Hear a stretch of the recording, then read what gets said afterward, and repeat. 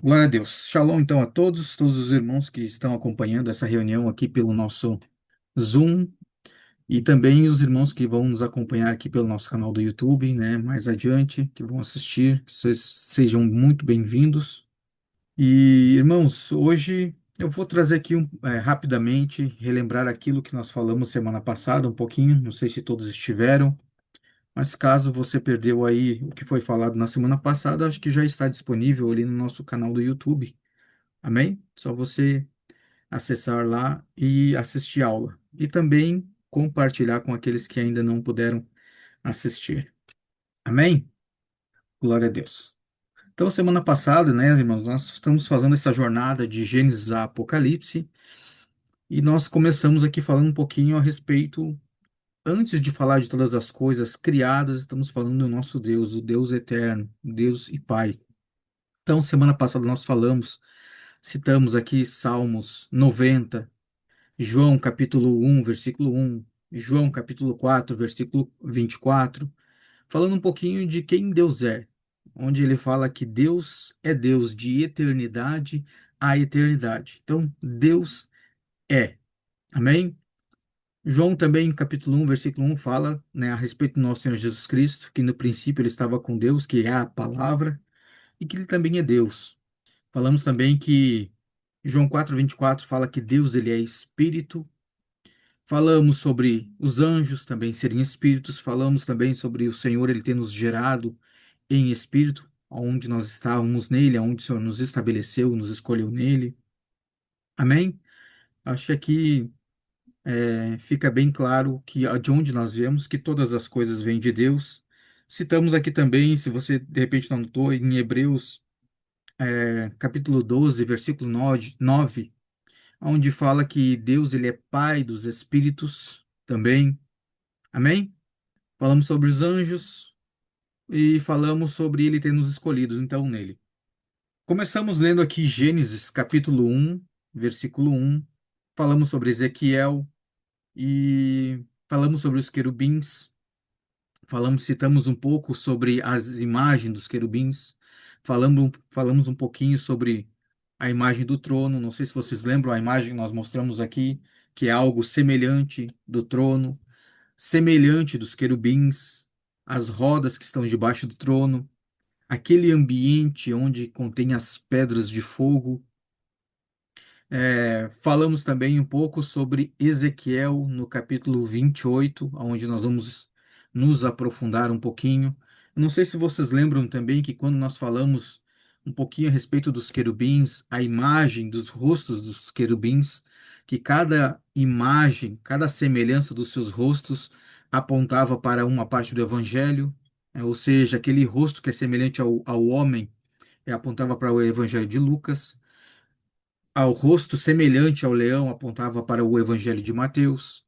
O rosto semelhante ao boi apontava para o Evangelho de Marcos.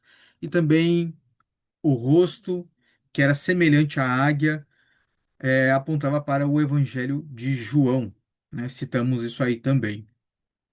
Amém? Falamos aqui um pouco também sobre Ezequiel no capítulo 10, onde ele vai dar um pouquinho mais de detalhes acerca dos querubins. Glória a Deus. Hoje, irmãos, eu quero começar aqui falando um pouquinho sobre como que Deus fala, como é que Deus vai nos mostrar acerca desses assuntos, desse assunto espiritual, sendo que nós não conhecemos o espiritual, não temos essa visão, por exemplo, de um querubim ou às vezes de um anjo. Como que o Senhor vai nos trazer esse exemplo? Uma das formas de Deus falar conosco ou comunicar as coisas celestiais para nos fazer compreender, nós chamamos de projeção profética. Amém? O que quer dizer essa projeção profética? Bom, significa que você não tem como entender algo na sua mente ou ter uma visão de algo que você nunca viu. É a mesma coisa que eu dizer assim, pense algo que você nunca viu. É impossível, por quê? Porque você nunca viu. Não tem nem como você ter isso na memória, mesmo que você crie algo na sua mente. mas você nunca viu. Então, o que que Deus tem que fazer?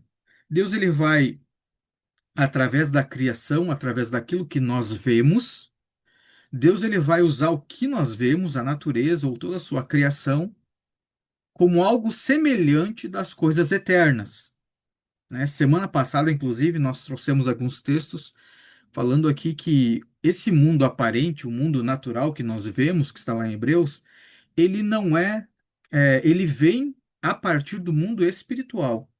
Amém? Então, tudo que nós vemos aqui, o Senhor ele vai usar a natureza, vai usar a criação para apontar algo semelhante às coisas do céu. Então, nós vamos ver alguns textos que o Senhor vai estar sempre falando assim: ah, era semelhante a isso, como nós lemos semana passada a respeito dos querubins. Ah, tinha um rosto semelhante a um homem, é semelhante. Semelhante a um boi, era semelhante a um leão, semelhante a uma águia. Por quê? Porque é algo que nós nunca vimos. Nós nunca vimos um querubim. Então, aquele que viu, ou propriamente o Senhor, ele vai tentar fazer com que a gente compreenda mais ou menos como que é a partir das coisas criadas. Amém até aqui? Então, isso se chama projeção profética, para a gente poder compreender as coisas do alto, o Senhor nos mostra a partir das coisas criadas. Amém? Abram comigo lá em Apocalipse, capítulo 4. Nós vamos entender um pouquinho. Eu vou trazer alguns exemplos aqui sobre projeção profética. Apocalipse capítulo 4, a partir do versículo 5 até o 7, ele vai dizer assim: E do trono saíam relâmpagos e trovões e vozes, e havia sete lâmpadas de fogo queimando diante do trono, que são os sete Espíritos de Deus. E diante do trono havia um mar de vidro, olha só, um mar de vidro, semelhante ao cristal. E no meio do trono e ao redor do trono havia quatro animais cheios de olhos na frente e atrás. E o primeiro animal era semelhante a um leão. E o segundo animal era semelhante a um bezerro. E o terceiro animal tinha uma face como de um homem. E o quarto animal era semelhante a uma águia voando. Olha que interessante. Você já viu algo semelhante a isso? Primeiro que ele fala, parecia um mar, só que de vidro, parecia de cristal. Por quê? Porque isso nós não temos aqui, irmãos. Então é algo semelhante. Você tenta montar na sua mente algo a partir daquilo que a gente começa a ver. Você sabe o que que é um mar. Você lembra das águas. Você sabe que tem um cristal, que o cristal ele é mais transparente, que ele acaba refletindo. Então você mais ou menos tenta montar na sua mente algo que o homem de Deus viu. Amém? Ezequiel capítulo 10. Vamos abrir novamente esse texto? Ezequiel capítulo 10, versículo 1, ele vai dizer assim, ó, Então eu olhei e eis que no firmamento que estava sobre a cabeça dos querubins apareceu sobre eles, como se fosse uma pedra de safira, como a aparência semelhante de um trono. Olha só, ele tenta trazer coisas que nós conhecemos para falar aquilo que ele está vendo. E no versículo 10, ele diz assim também, E quanto às suas aparências, as quatro tinham uma semelhança, como uma roda estivesse no meio uma da outra, ou no meio de uma roda.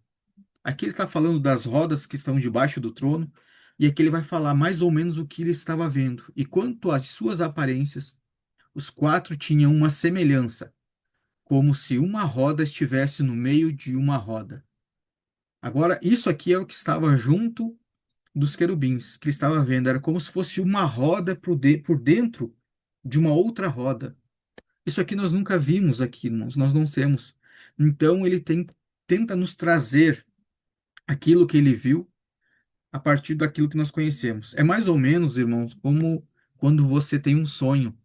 Muitas vezes você tem um sonho e você tenta descrever o seu sonho, e às vezes não sai bem de acordo com o que você viu. Principalmente quando tem algumas figuras estranhas no sonho. Você não consegue, às vezes, passar claramente aquilo que você sonhou. É mais ou menos isso, né? Você vai ver que ele teve uma visão, foi levado em espírito, teve essa visão e ele estava tentando escrever e passar para o povo o que que ele tinha visto. Olha, a semelhança a isso. É semelhante a isso que nós vimos. Amém? Então, isso aqui que se chama projeção profética. Deus, para nos mostrar coisas eternas, ele mostra a partir das coisas criadas.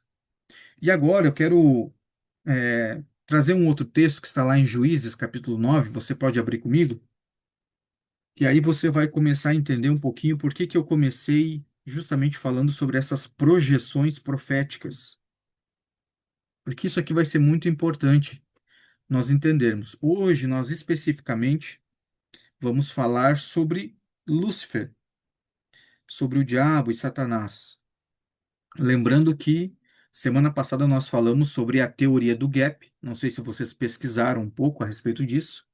Então, nós lemos ali versículo 1, né, de Gênesis 1:1, paramos ali e agora nós vamos falar um pouquinho desse anjo caído. Amém?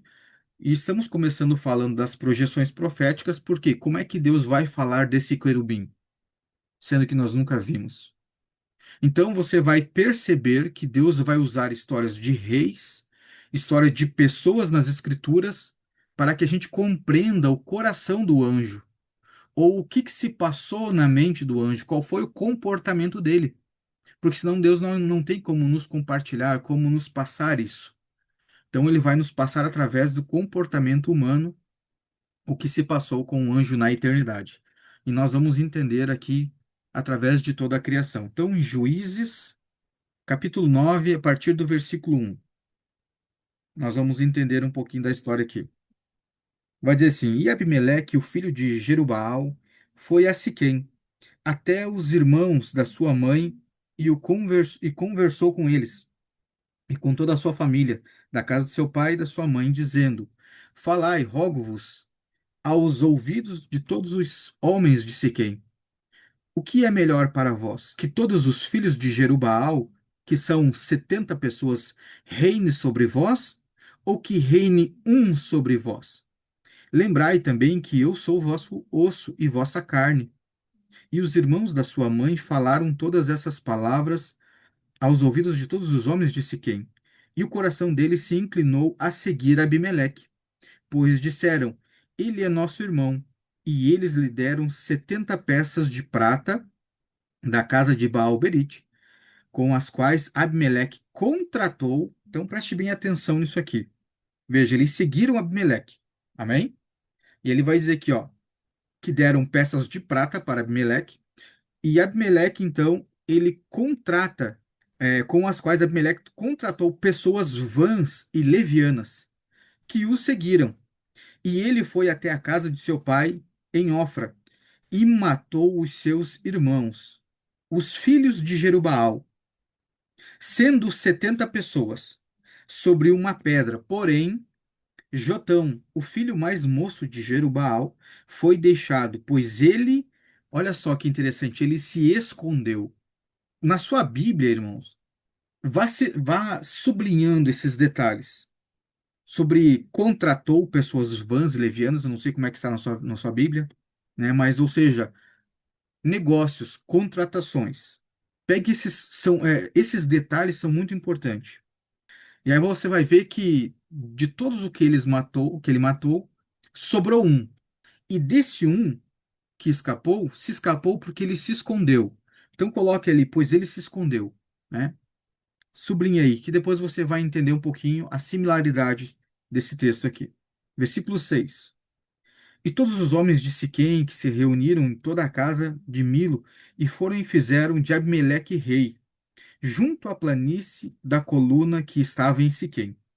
E quando contaram a Jotão, ele foi e se pôs em pé no cume do monte, e ergueu a sua voz, e gritou, e lhe disse: Atentai-me, vós, homens de Siquém, para que Deus possa atentar para vós. Eu não sei se você, nesse início de texto, você já conseguiu compreender que figura representa esse Jotão.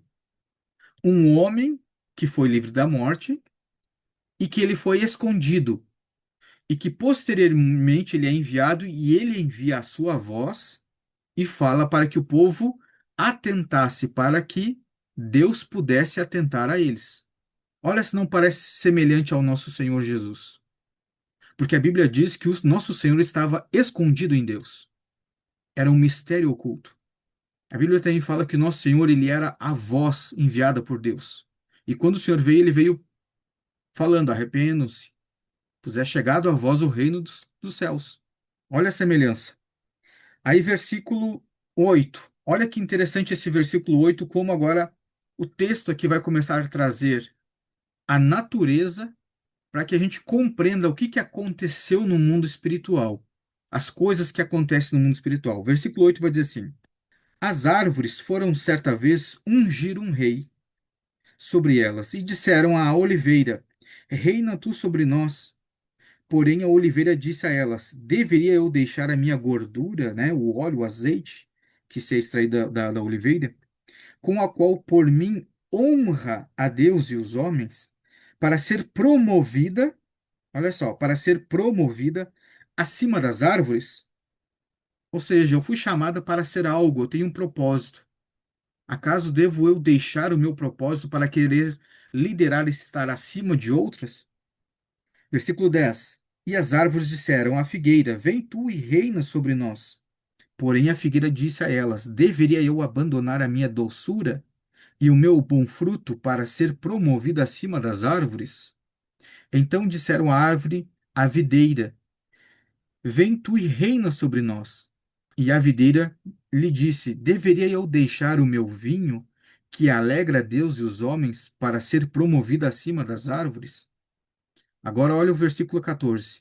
Então disseram todas as árvores ao espinheiro: vem tu e reina sobre nós. E o espinheiro disse às árvores: se verdadeiramente ungirmes rei sobre vós, então vinde e ponde a vossa confiança em mim, em minha sombra. E se não, que fogo saia da silveira e devore os cedros do Líbano. Olha que poderoso isso aqui.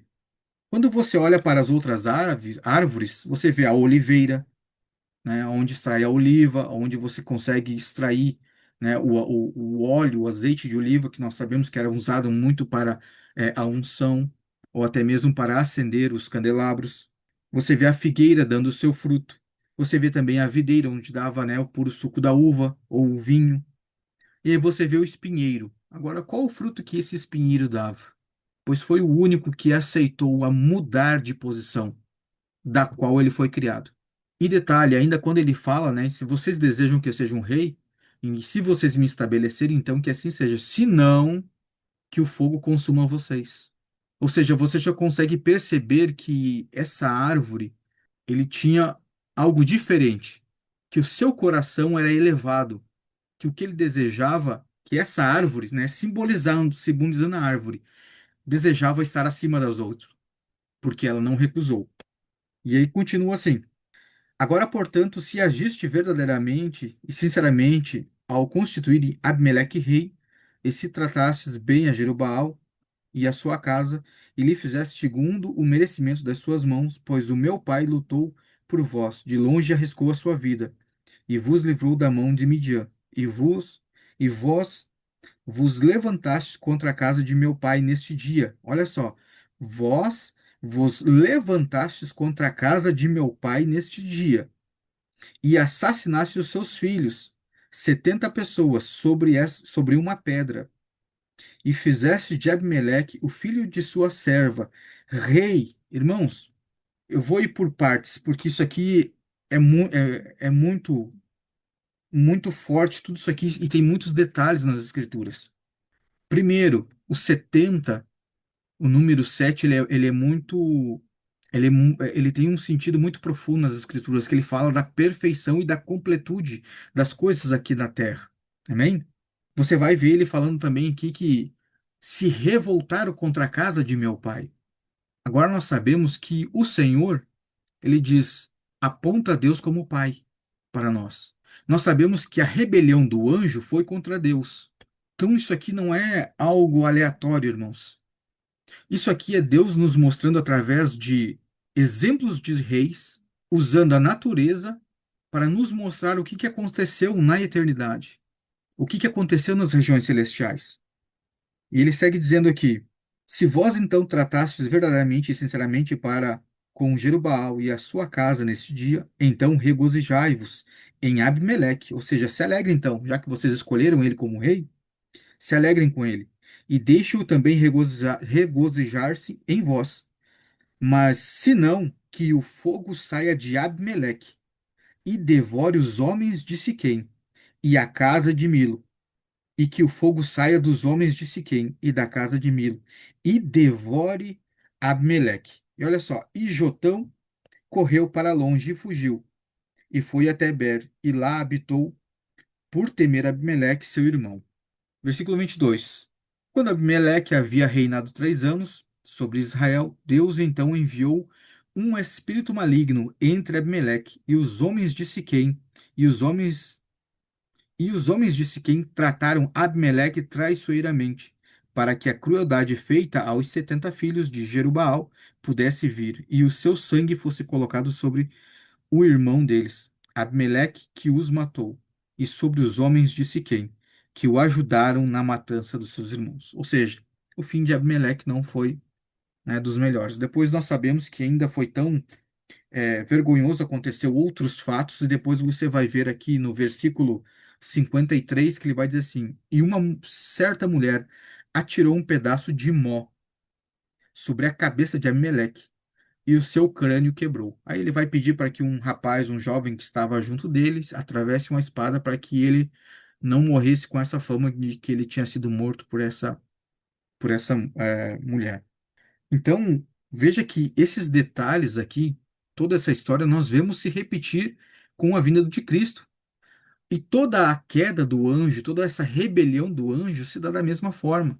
Ou seja, nós temos um pai, um anjo se rebela querendo estar acima de Deus, nós vamos ver aqui nos textos. Ele caiu justamente pelas suas contratações, pelos seus comércios, que eu vou trazer aqui nos textos. É muito semelhante. Então, essa história aqui não está falando somente de algo físico.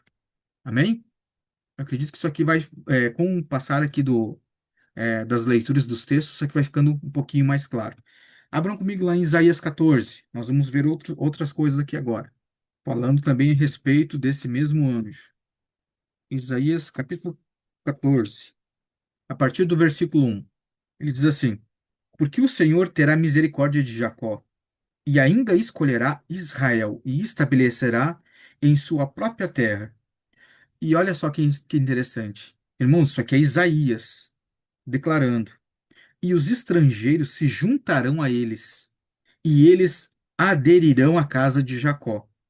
E o povo os tomará, e os trará para seu lugar. E a casa de Israel será os seus possuidores na terra do Senhor, por servos e criadas. E eles os tomarão cativos, como cativos eles foram. E eles governarão seus opositores. E acontecerá isso no dia em que o Senhor te der descanso da tua tristeza e do teu medo e da dura servidão em que te escravizaram. Irmãos, isso aqui, quando nós falando, né, nesses textos, quando fala sobre te escravizaram, não se refere somente ao tempo em que Israel ficou escravo. Isso aqui nós temos que tentar trazer para a questão espiritual. Espiritualmente, do que nós fomos feitos escravos? A Bíblia diz que nós éramos escravos do pecado. Amém? Então, um dia o Senhor vai nos livrar de toda essa dor, dessa escravidão pelo pecado. Versículo 4. Para tu vires a pronunciar este provérbio contra o rei da Babilônia e dizer: Como terminou o opressor? Olha só. Como terminou o opressor? A cidade dourada acabou. O Senhor tem quebrado o bastão do perverso e o cetro dos governantes. Ele que afligiu o povo em cólera com um golpe contínuo. Ele que governou as nações em ira e é perseguido e ninguém impede. A terra toda está em repouso e está quieta. Eles irrompem em canto. Aqui ele está falando da terra, certo? Agora olha que interessante como ele muda o texto, como ele muda a direção. Sim, os pinheiros se alegram em ti, e os cedros do Líbano dizem: Desde que tu está caído, nenhum lenhador sobe contra nós. Olha que interessante. O inferno abaixo está agitado para ti, para encontrar-te a tua chegada. Ele instigou a morte para ti, todos os príncipes da terra. Ele tem levantado os seus tronos, todos os reis das nações. Mas olha que interessante esse versículo 8, onde ele diz assim: sim, os pinheiros se alegram em ti, e os cedros do Líbano, dizendo: desde que tu estás caído, nenhum lenhador sobe contra nós. Lembra o texto que nós lemos antes, em Juízes, onde que o Senhor traz as árvores, aquela simbologia das árvores? Que o Senhor fala que toda árvore que não dá fruto, o que ele faz? Para quem que aponta esse lenhador?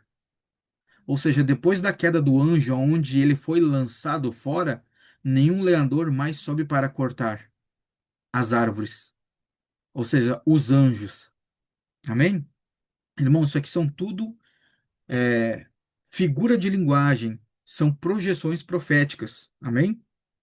A partir do versículo 10, todos eles falarão e te dirão: tu também te tornaste fraco como nós. Tens te tornado como nós? Tua pompa é trazida até a sepultura, e os ruídos, e o ruído de tuas violas, o verme está espalhado sobre ti, e os vermes te cobrem. Agora olha só que interessante como ele vai também novamente mudar aqui a partir do versículo 12, que ele vai dizer assim: como caíste do céu, ó Lúcifer? Algumas traduções vai estar um pouquinho diferente, tá? Ó Lúcifer, ou a estrela da manhã, né? Ó Lúcifer, filho da manhã, ou filho da alva, tu que fostes derrubado ao chão, que enfraquece as nações, porque tu tens dito em teu coração: eu ascenderei em direção ao céu, eu exaltarei o meu trono acima das estrelas de Deus, e também sentarei sobre o monte da congregação, nos lados do norte, né, os lados do norte, onde Deus habita, onde Deus tem os seus tronos, no lugar mais alto. Amém? Então, olha que interessante. Isso aqui, lembra quando nós lemos ali sobre essa árvore deixar sua posição para querer estar acima das outras, para governar as outras? Agora, se lembra que semana passada nós falamos um pouco sobre isso, sobre os querubins, sobre eles terem as suas funções, sobre eles terem sido gerados para um propósito. Agora, esse querubim também foi gerado para um propósito. Só que ele quis sair da sua posição, estar acima das estrelas de Deus. Deixa eu ver se eu tenho aqui um outro texto para trazer para os irmãos. Deixa eu ver se eu acho aqui rapidamente. Ó, Isaías, para vocês saberem o que que são essas estrelas acima das estrelas de Deus, para que a gente entenda um pouquinho o que que ele. Isaías capítulo 6, versículo 1. No ano em que o rei Uzias morreu, eu vi também o Senhor assentado sobre o seu trono, alto e exaltado, e a orla do seu manto encheu o templo. Aí o versículo 2: acima, acima situavam-se os serafins. Acho que eu falei aqui, mencionei semana passada. Esses serafins, ele do hebraico ele vem é saraf, que é aquele que arde em chamas, né? Em outras palavras mais conhecidas, são aqueles que nós às vezes clamamos os anjos de fogo. Amém? Então, esses serafins estão acima do trono do Senhor. E olha só, cada um tinha 6 asas, com duas cobriam suas faces, com duas cobriam seus pés e com duas eles voavam. Então, o que que ele estava dizendo aqui em Isaías 14? Quando ele fala ali, versículo 13, ele diz assim: porque tu tens dito em teu coração, eu ascenderei em direção ao céu, eu exaltarei o meu trono acima das estrelas de Deus. Eu também sentarei sobre o monte da congregação, nos lados do norte. O que o Senhor está nos mostrando aqui através do exemplo dos reis e através do exemplo das árvores e desses textos? O Senhor está nos mostrando o coração do anjo, desse querubim. Que ele tinha dentro? Qual que eram os pensamentos dele? E depois nós vamos voltar em Ezequiel 28, que nós lemos semana passada, para que você entenda o porquê que ele foi criado. O quão belo era esse anjo, mas ele quis sair da sua posição. Versículo 14. Isaías 14:14, ele diz assim: olha só, eu ascenderei acima das alturas das nuvens, eu serei semelhante ao Altíssimo. Contudo, tu serás derrubado ao inferno, para os lados do abismo. Aquele que vem te observarão e considerarão a teu respeito, dizendo: é este o homem que fez a terra tremer, que sacudiu os reinos? Quem tornou o mundo como um deserto? Que tornou o mundo como um deserto? Destruiu as suas cidades, que não abriu o seu cárcere de seus prisioneiros? Todos os reis das nações, todos eles repousam em glória, cada um em sua própria casa. Porém, tu és lançado para fora de tua sepultura, ou seja, nem sepultura ele terá, como um ramo abominável e como as vestimentas daqueles que são assassinados, atravessados com uma espada, precipitados para as pedras da cova, como um cadáver pisoteado. Agora, olha que interessante. Versículo 20. Depois você já sublinha aí na sua Bíblia. Tu não serás congregados a eles em funeral, uma vez que tu tens destruído tua terra, tua terra. Olha que interessante. Tua terra. O que que ele está falando aqui desse anjo? Que a terra estava sobre a responsabilidade dele. Eu vou ler de novo. Tu não serás congregado a eles em funeral, uma vez que tu tens destruído tua terra e assassinado teu povo. A descendência dos malfeitores nunca terá renome. Prepare matança para seus filhos, como resultado da iniquidade de seus pais, para que eles não se levantem, nem tomem posse da terra, nem preencham a face do mundo com cidades. Porque eu me levantarei contra eles, diz o Senhor dos Exércitos.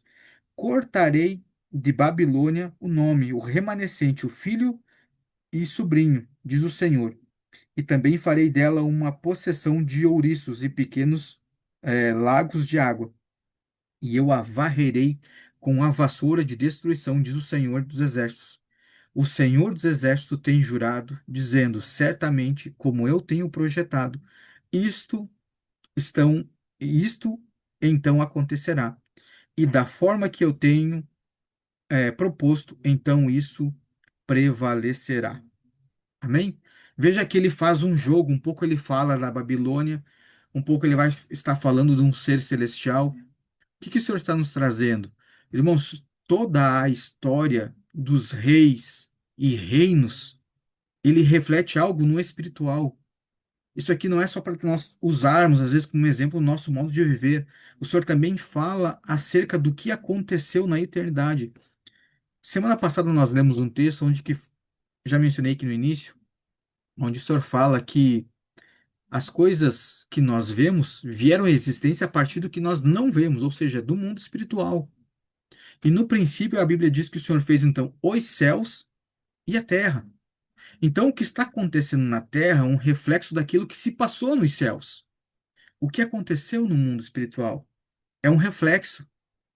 Então tudo isso aqui está refletindo o que aconteceu, porque a queda, o pecado, todo esse desvio não começou a partir de Gênesis, a partir do homem se alimentar da árvore do conhecimento do bem e do mal. A queda se deu na eternidade com esse anjo, com esse querubim. Tanto é que, se você pensar, você vai ver quem é que influenciou Eva a se alimentar daquela árvore.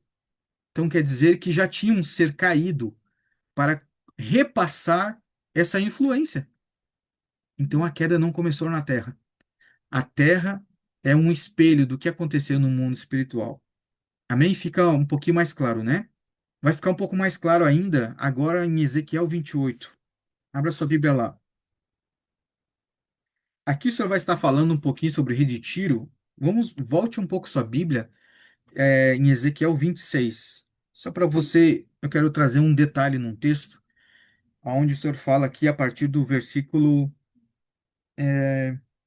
Eu vou ler a partir do versículo 1, só para você entender o contexto. Ele diz assim, ó: E aconteceu que no 10º ano, ao primeiro dia do mês, a palavra do Senhor veio a mim, dizendo: Filho do homem, por causa do que Tiro disse contra Jerusalém, está quebrado o que era o portão do povo, ela virou-se para mim. Eu serei reabastecido. Agora ela está assolada. Portanto, assim diz o Senhor Deus: Eis que eu estou contra ti, ó Tiro, e farei com que muitas nações subam contra ti, como o mar faz subir as suas ondas. E elas destruirão os muros de Tiro e derrubarão as suas torres, e também rasparei o seu pó, e farei dela como o topo de uma rocha. Pula para o versículo 7, ou seja, Tiro se levanta contra o povo de Deus, e agora o Senhor disse: Ah, bom, você se levantou contra o meu povo? Ou seja, o que que isso significa? Você se rebelou? Rebelião? Olha no versículo 7 o que que ele diz ali. Porque assim diz o Senhor Deus: Eis que eu trarei sobre Tiro a Nabucodonosor, rei da Babilônia, um rei de reis. Olha que interessante esse detalhe. Claro que depois de Nabucodonosor, o Senhor teve que também, né, trazer uma disciplina sobre ele. Mas vê que o Senhor usou algo que não era do Senhor para subjugar Tiro. Mas o que me chama a atenção nesse texto aqui é justamente essa palavra, Rei dos Reis. Porque quem a Bíblia fala que é Rei dos Reis? Vocês conseguem compreender que esses detalhes apontam para essa batalha espiritual onde um anjo se rebela e depois o nosso Senhor Jesus Cristo vem contra para exercer o juízo? Agora avança. Vamos lá para Ezequiel 27. Ó Tiro, tu dissestes, versículo 3. E disse a Tiro: Ó tu que estás situada à entrada do mar, que és um mercador. Olha só, sublinha na sua Bíblia. E diz a Tiro: Ó tu que estás situada à entrada do mar, que és um mercador para as pessoas de muitas ilhas. Assim diz o Senhor Deus: Ó Tiro, tu dissestes: Eu sou de perfeita beleza. Curioso, né? Esse linguajar de Tiro, né? Eu sou de perfeita beleza. Tuas fronteiras estão no meio dos mares. Teus construtores aperfeiçoaram a tua beleza. Veja que a beleza de Tiro não veio dele mesmo, veio de construtores. Olha só, das árvores dos ciprestes de Senir fizeram as tuas tábuas do navio. Tiraram cedros do Líbano para fazer mastros para ti. Isso tudo simbologias, irmãos. Dos cavalos de Baçã eles fizeram os teus remos. A companhia de Assuritas fez teus bancos de marfim, trazidos das ilhas de Quitim. Amém? Esse texto aqui, ele está em conjunto com tudo aquilo que nós lemos sobre as árvores, sobre madeiras, falando sobre ele, sobre os comércios, sobre aquilo que aquele texto falou, onde que ele pegou as peças de prata para fazer contratações. Amém?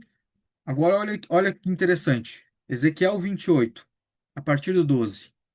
Ele vem falando, dando exemplos aqui a respeito do rei de Tiro, mas daqui um pouco você vai perceber que o texto muda as suas palavras, muda a conexão do texto.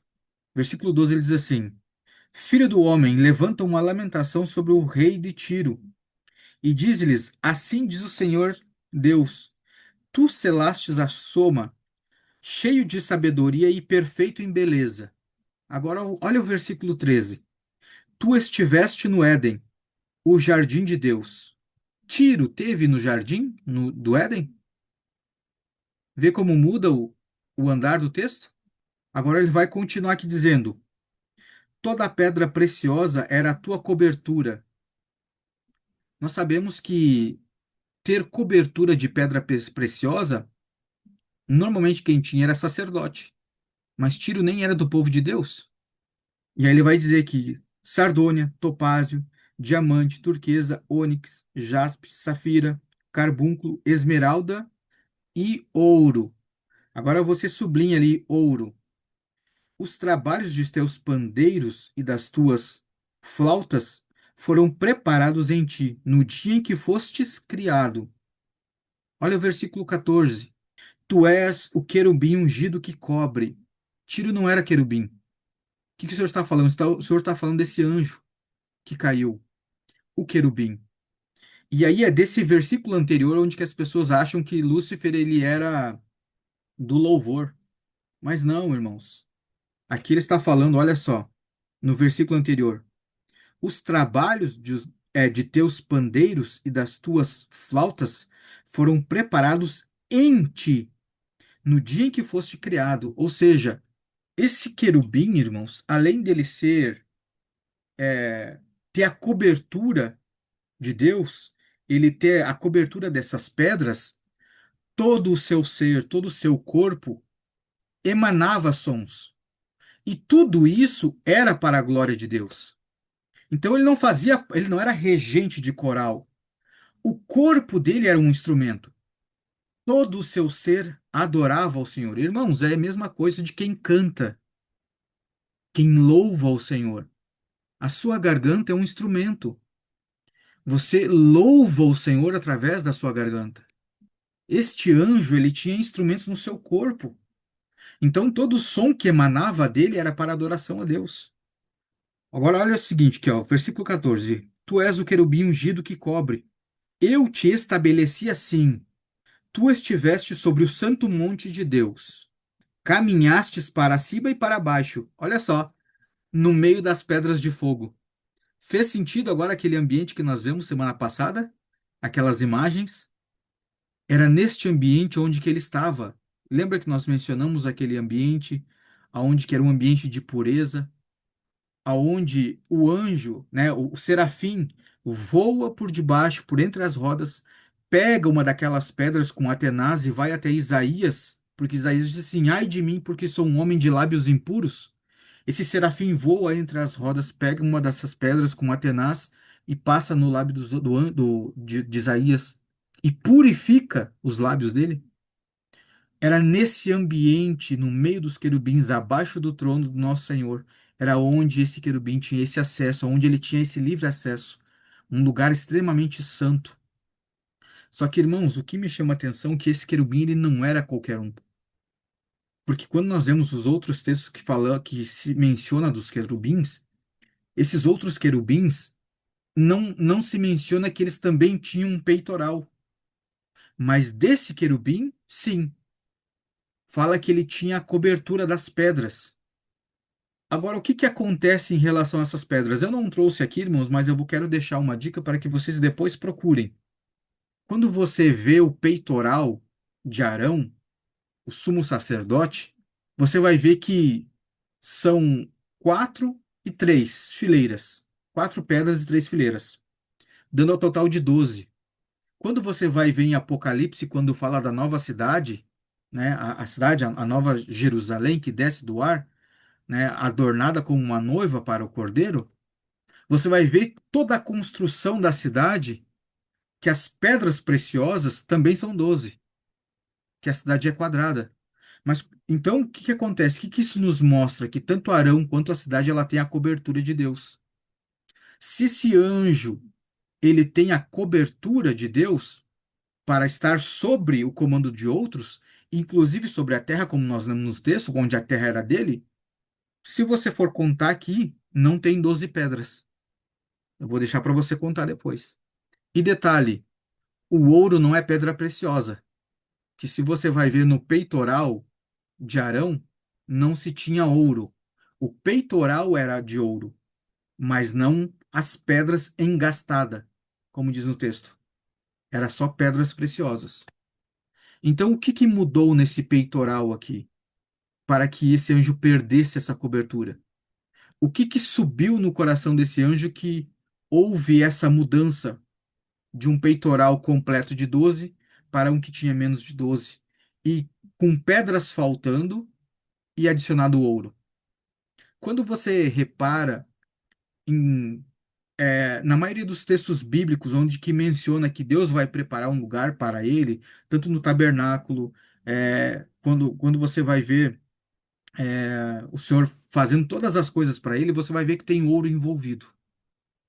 Por quê? Porque o ouro, ele simboliza a divindade de Deus na terra. Então pode ver o tabernáculo. Você pode ver toda a construção que Deus mandava fazer. Tinha ouro envolvido. O que que isso nos mostra? algo subiu no coração desse anjo que ele almejava ser semelhante ao Altíssimo, como nós lemos em Isaías 14. Mas para ser semelhante ao Altíssimo, ele precisava ter o quê? Ouro. O que o Senhor está nos revelando aqui? O coração do anjo. Versículo 15. Tu eras perfeito nos teus caminhos, desde o dia que foste criado, até que se achou iniquidade em ti. Olha só, por causa da amplitude das tuas contratações, foste cheios de iniquidade e pecaste, ou seja, comércio. Lembra o texto que nós lemos das árvores? Que as árvores saíram para ungir rei, até que encontraram um que quis se levantar um rei? Por isso eu te lançarei como profano, para fora do monte de Deus. Eu te destruo, ó querubim cobridor, do meio das pedras de fogo. O teu coração se elevou por causa da tua beleza. Corrompeste a tua sabedoria por causa do teu brilho. Te lançarei por terra, e diante dos reis te colocarei, para que te contemplem. Então tu contaminaste os teus santuários pela multidão das tuas iniquidades, pela iniquidade do teu comércio, portanto eu farei sair, olha só, fogo do teu meio. Lembra lá das árvores? Se vocês me ungirem rei, se não for assim que saia fogo do meio de vocês. Só que depois se inverteu a situação. E ele te devorará, e te trarei as cinzas sobre a terra, à vista de todos aqueles que te contemplam. Todos os que te conhecem entre as pessoas ficarão espantados de ti. Tu serás um terror e nunca mais existirás. Amém? Então, irmãos, o que isso também nos mostra? Que não há uma briga entre Deus e Satanás. Não existe isso, irmãos. Este anjo, ele veio se tornar Satanás, mas ele era um querubim, era um anjo feito por Deus, criado por Deus, que em algum momento seu coração se elevou e pecou contra Deus. E lembra que nós mencionamos semana passada que o ambiente que ele habitava era um ambiente de extrema pureza, que era no meio dessas pedras afogueadas. Uma vez que o coração dele se eleva e ele peca contra Deus, o Senhor precisa lançar ele fora desse monte, o monte da congregação do Senhor. O Senhor lança ele por terra. Amém? E agora é o que vem a questão dessa teoria do gap. Por quê? Porque nessa teoria do gap é justamente esse acontecimento que muda a Terra. Esse lançar do anjo em terra foi o que mudou essa terra, o que tornou ela sem forma e vazia. E eu estou reforçando aqui novamente, irmãos. Isso aqui é uma teoria onde que muitos estudiosos creem, né, que faz sim muito sentido, mas que são teorias que estão sendo estudadas.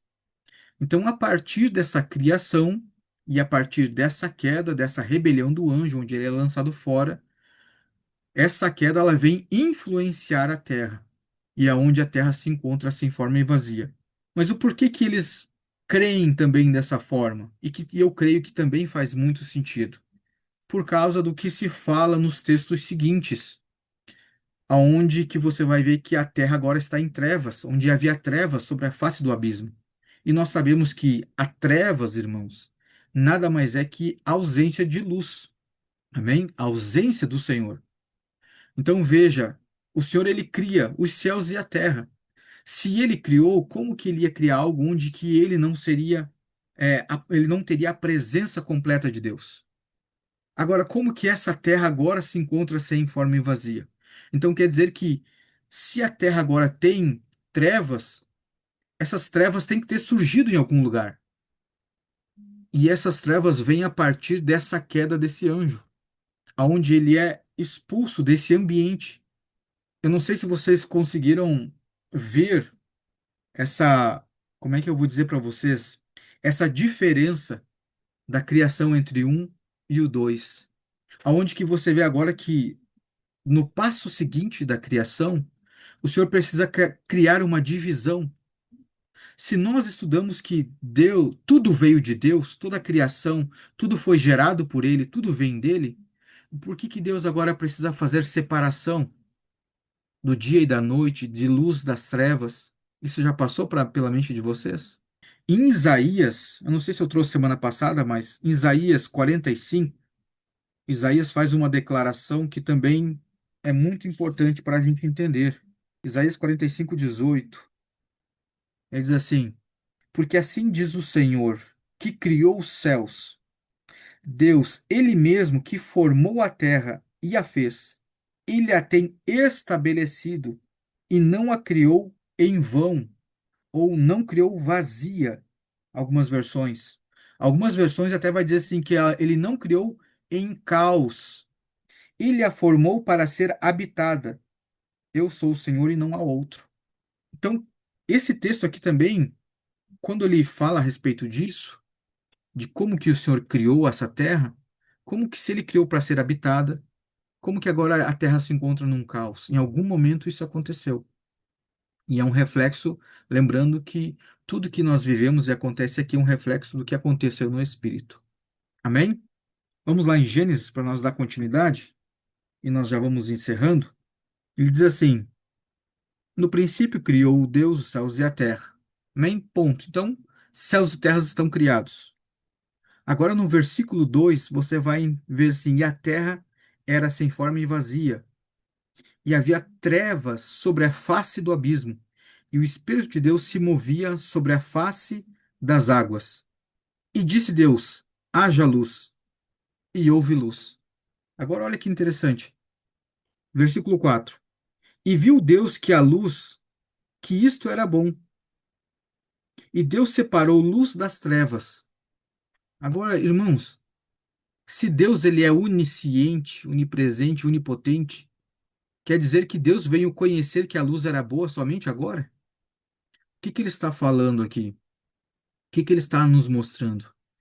Que ele está vendo que onde ele falou haja luz, e ele viu que essa luz era boa, é que essa luz estivesse novamente sobre a terra. Outros textos não falam que o nosso Cristo é a luz do mundo, que ele é o caminho dos homens?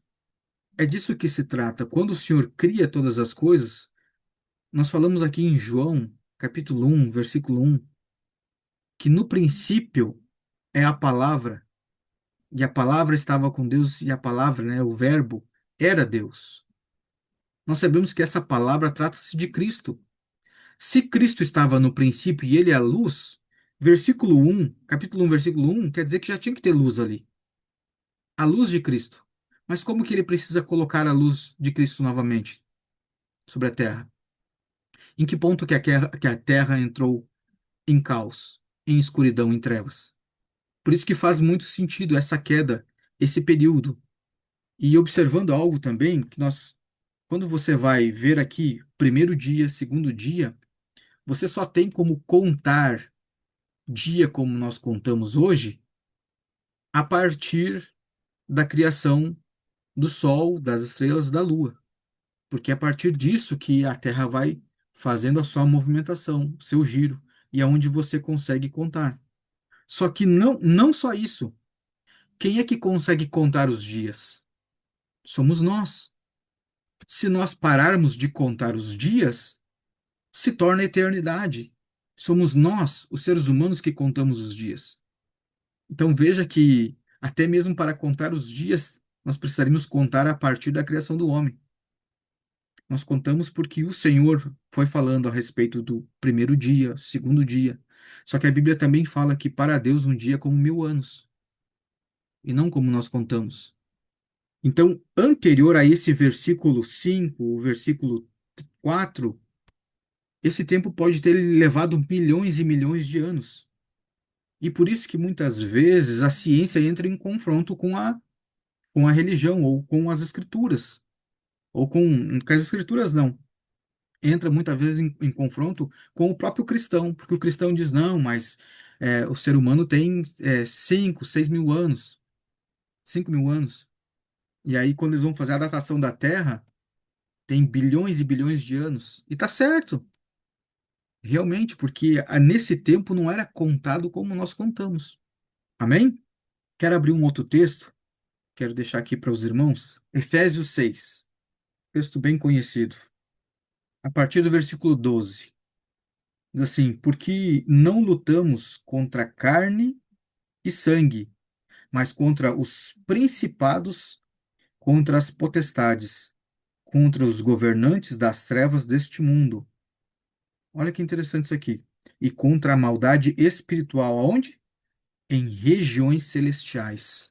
Irmãos, toda a guerra que acontece no mundo nada tem a ver com o próprio mundo. Porque a Bíblia diz que a nossa luta não é contra carne e sangue, ou seja, não é contra o ser humano. Mas quando você vê guerra, pode ter certeza que a guerra verdadeira que está acontecendo está nas regiões celestiais. E aqui ainda diz os governantes das trevas desse mundo, as trevas governando esse mundo. E aqui ele vai dar toda a direção de como nós nos proteger disso. Agora olha só. Segunda carta aos Coríntios, capítulo 12, versículo 1.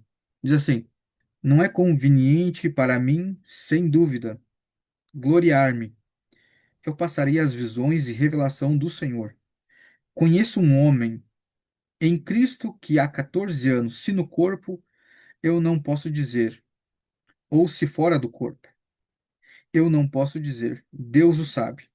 O tal foi arrebatado ao terceiro céu. O detalhe aqui importante nesse texto é ao terceiro sol, ao terceiro céu. Por que isso aqui é importante, irmãos? Porque esse terceiro céu é onde o Senhor habita. E se nós temos um terceiro céu, nós precisamos ter um primeiro e um segundo. Caso ao contrário, ele tinha falado somente nos céus. Qual que é a informação relevante para nós a respeito disso? Para nós sabermos que a queda do anjo ela também vai se dar gradativa. Ele foi lançado daquele ambiente das pedras afogueadas que estava no Monte Santo de Deus, que é nesse terceiro céu. Só que ele foi lançado para uma outra região abaixo, que cremos, não está escrito, mas cremos que seja no segundo céu, que é chamado as regiões celestiais. E como que nós sabemos que ali tem essas batalhas? Tem um texto em Daniel, capítulo 10, versículo 12. Então disse-me ele: não temas, Daniel, pois desde o primeiro dia em que tu puseste o teu coração para entender e para humilhar-te perante a Deus, tuas palavras foram ouvidas, e eu venho por tuas palavras. Porém, o príncipe do reino da Pérsia resistiu-me por 21 dias. Porém, eis que Miguel, um dos principais príncipes, veio ajudar-me, e eu permaneci lá, com o rei da Pérsia. Agora eu venho a ti, para fazer-te entender e o que cairá sobre o teu povo nos últimos dias, pois ainda a visão é para muitos dias. O que ele está falando, irmão? Isso aqui foi quando Daniel orou, pedindo entendimento para o Senhor. Daniel capítulo 10, a partir do versículo 12. Daniel pede a revelação para o Senhor, ora ao Senhor em arrependimento, e o Senhor envia um anjo para enviar essa resposta a Daniel. Qual que foi o problema? Aí tem, né, os 21 dias de jejum, o jejum de Daniel, irmãos. Daniel orou por esses 21 dias porque foi o tempo em que o anjo levou para passar nessas regiões celestiais. Nós não lemos agora em Efésios que a nossa luta não é contra a carne nem sangue, mas contra os principados, potestades e hostes nas regiões celestiais? Então, o que acontece? Daniel orou e Deus veio trazer a resposta para Daniel, através de um anjo. Esse anjo, passando pelas regiões celestiais, ele foi resistido e Daniel continuou orando. Ele orou 21 dias porque foi esse o tempo que o anjo demorou. Se o anjo tivesse demorado mais tempo, Daniel tinha continuado orando. Amém? Miguel veio ajudar ele para atravessar nessas regiões celestiais. Então, irmãos, nessas regiões celestiais há uma batalha. E tem muitas respostas nossas que nós oramos uma vez, duas vezes, veio a resposta, mas nós paramos de orar. E não esquecemos que há uma batalha. Agora olha em Apocalipse, para nós ir encerrando. Para você entender que há essa batalha no céu. E muitos de nós achamos que o diabo está no inferno. Amém? Espero que você não creia assim. Olha o que diz em Apocalipse capítulo 12. Versículo 7. Isso aqui é uma profecia, irmãos, que ainda estará por vir. Ele diz assim: E houve guerra no céu. Miguel e os seus anjos lutaram contra o dragão. E lutou o dragão e os seus anjos. E não prevaleceram, nem o seu lugar se achou mais no céu. E o grande dragão foi lançado fora, aquela antiga serpente chamada de Diabo e Satanás, que engana todo o mundo. Ele foi lançado à terra, e os seus anjos foram lançados com ele. Ou seja, todos aqueles que seguiram esse anjo vão ser vencidos nessas batalhas celestiais e serão lançados em terra. Depois aqui vai ter outros textos, irmãos, falando: ai de vocês que estão na terra, porque o diabo vem até vós com grande fúria. Amém? Então, até aqui hoje, e nós vamos dar continuidade daí semana que vem, porque eu sei que é bastante assunto e bem complexo. É baseado em todos esses textos, nessa ideia onde que eles têm essa teoria do gap. Amém? Então, Deus cria os céus e a terra, estabelece, como nós lemos em Ezequiel, capítulo 28, Deus cria todos esses seres, todos esses anjos, estabelece esse anjo para ser um guardião sobre os outros anjos, porém esse anjo ele se rebela, ele se eleva ao seu coração, então agora querendo estar acima das estrelas de Deus, sendo semelhante ao Altíssimo. A partir disso, há essa queda desse anjo e há todo esse caos agora se revelando na Terra. Lembrando que quando nós formos ver aqui depois, semana que vem, a partir do jardim, você vai ver que acontece algo semelhante ao que aconteceu com esse anjo. Irmãos, Deus cria esse ambiente das pedras afogueadas, esse lugar de pureza abaixo do trono do Senhor, para colocar esse anjo para que ele fosse um querubim cobridor. Ele prepara esse ambiente de pureza e ele se rebela. Perde o governo da terra e o Senhor entrega o governo da terra para o homem. Aí o Senhor cria o jardim do Éden, um lugar puro e santo, onde toda a provisão vinha para o homem. O que esse anjo faz? Influencia com o seu coração para que a mulher almejasse algo ao qual o Senhor não tinha colocado no seu coração. O Senhor providenciou todas as coisas. O que ela desejava? A Bíblia diz que aquela antiga serpente, o diabo e Satanás, instigou essa mulher dizendo que assim que ela comesse dessa árvore do conhecimento do bem e do mal, ela se tornaria como Deus, conhecendo o bem e o mal. Isso fez com que essa mulher também desejasse elevar seu coração para conhecer o bem e o mal e ser como Deus. Agora, quem desejava ser semelhante ao Altíssimo não foi a mulher e nem o homem no jardim. Começou pelo esse anjo que caiu. Ele só replicou o desejo do seu coração e compartilhou com a mulher e com o homem. Quando o homem e a mulher pecam diante do Senhor, o que o Senhor precisa fazer?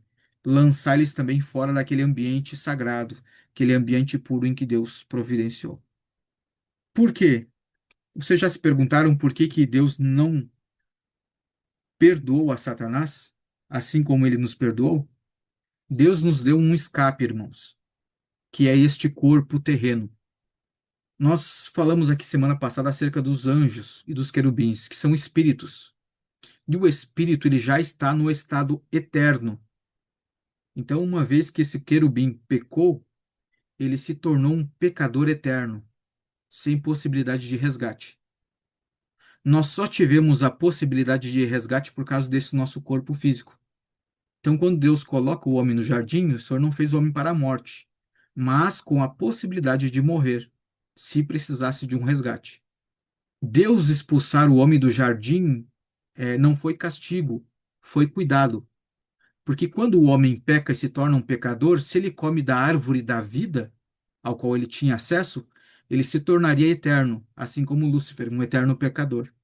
Então, para que isso não acontecesse, Deus lança o homem fora do jardim, para que ele não se tornasse um pecador eterno e futuramente tivesse uma possibilidade de resgate. Por isso que o Senhor coloca querubins guardando a entrada do jardim e o caminho da árvore da vida, ao qual vai ser liberado para todos aqueles que crerem no Senhor Jesus, e no final ele vai dar de comer da árvore da vida. Amém?